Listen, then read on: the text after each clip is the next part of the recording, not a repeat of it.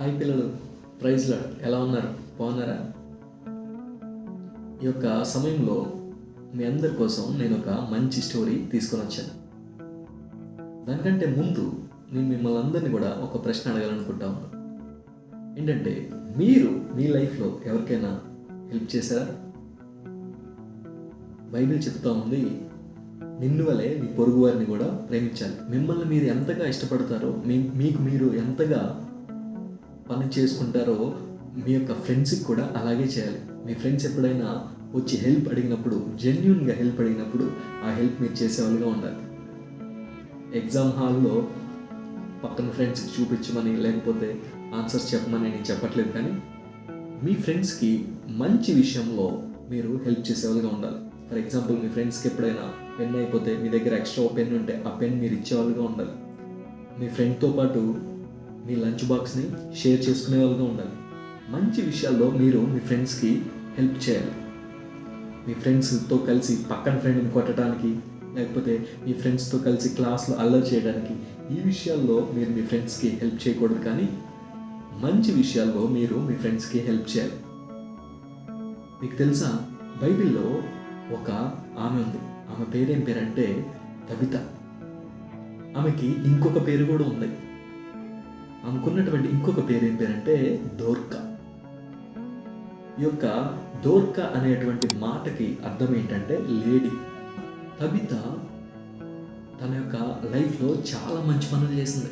Bible చెప్తా ఉంది, ఆమె సత్క్రియలు చేసిందంట. అంటే చాలా మంచి పనులు చేసింది. తన తోటి వారికి, ఎవరైతే తన ఇంటి పక్కల ఉంటారో, ఎవరైతే తన నైబర్స్గా ఉన్నారో, ఎవరైతే తన ఊరిలో ఉంటారో వాళ్ళందరికీ కూడా ఆమె చాలా మంచిగా హెల్ప్ చేసేది. వాళ్ళు ఎప్పుడైనా సరే నీడీగా ఉన్నప్పుడు ఈమె వాళ్ళకి వెళ్ళి సహాయం చేసేది. అట్లా తబిత చాలామందికి బట్టలు కుట్టించింది.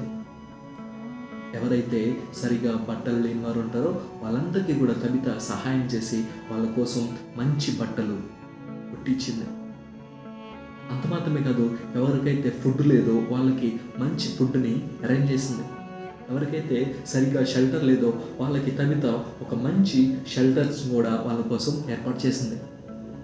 మీకు తెలుసా, హస్బెండ్ చనిపోయినటువంటి లేడీస్ చాలామంది ఉంటారు కదా, వాళ్ళని విడోస్ అంటారు. విడోస్ని చాలామంది చాలా చులకనగా చూస్తారు, చాలా తక్కువగా చేసి చూస్తూ ఉంటారు. కానీ తబిత మాత్రం వాళ్ళందరినీ కూడా హక్కుని చేర్చుకుంది.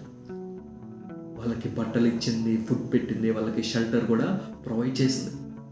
ఇలా తబిత చాలా మందిని తన యొక్క మంచి పనుల ద్వారా వాళ్ళందరినీ కూడా ఎంతగానో ప్రేమిస్తూ వచ్చింది. దేవుడు చెప్తా ఉన్నాడు, దేవుడు అందరినీ కూడా ప్రేమిస్తాడు. నిన్ను, నన్ను, మనల్ని కూడా దేవుడు ప్రేమిస్తూ ఉన్నాడు. అయితే తబిత కూడా దేవుణ్ణి ఎరిగింది కాబట్టి, తబిత కూడా దేవుడి గురించి తెలుసు కాబట్టి, దేవుడు లాగే తబిత కూడా అందరినీ ప్రేమిస్తూ ఉంది.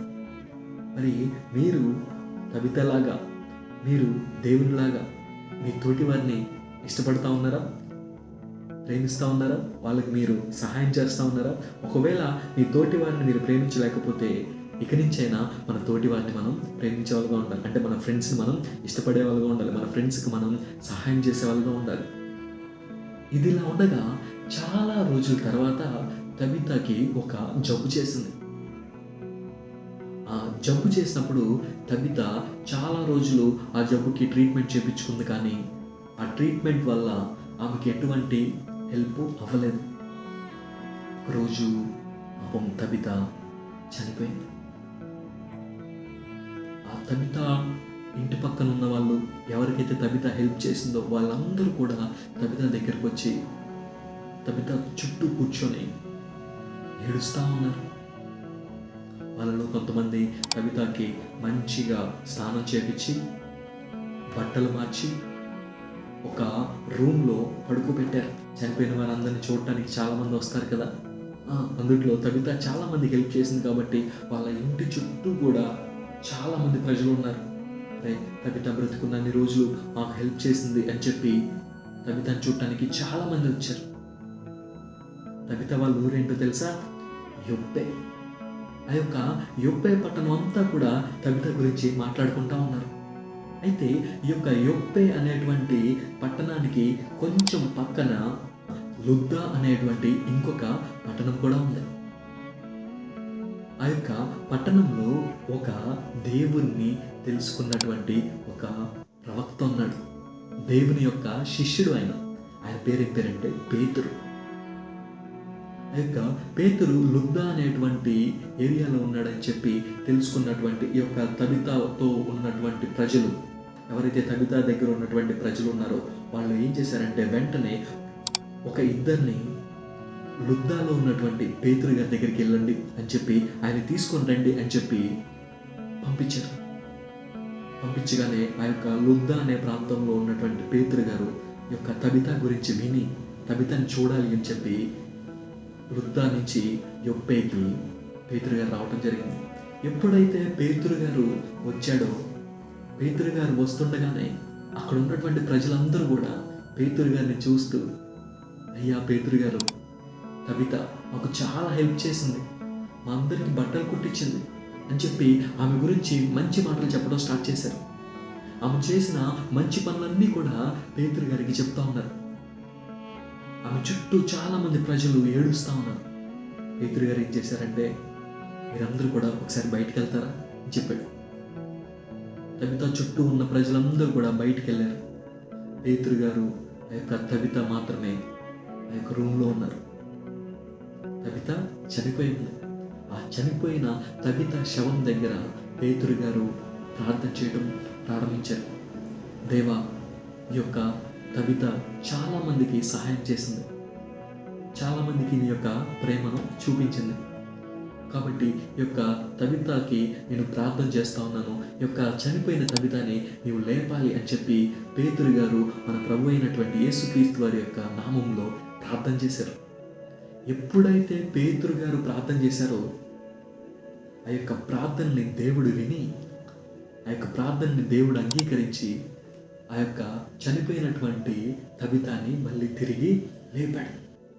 మీరు ఎప్పుడైనా చనిపోయిన వారు తిరిగి లేవటం చూసారా? లేదు కదా. కానీ బైబిల్లో కొంతమంది చనిపోయిన వారిని కూడా దేవుడు మళ్ళీ తిరిగి బ్రతికించాడు.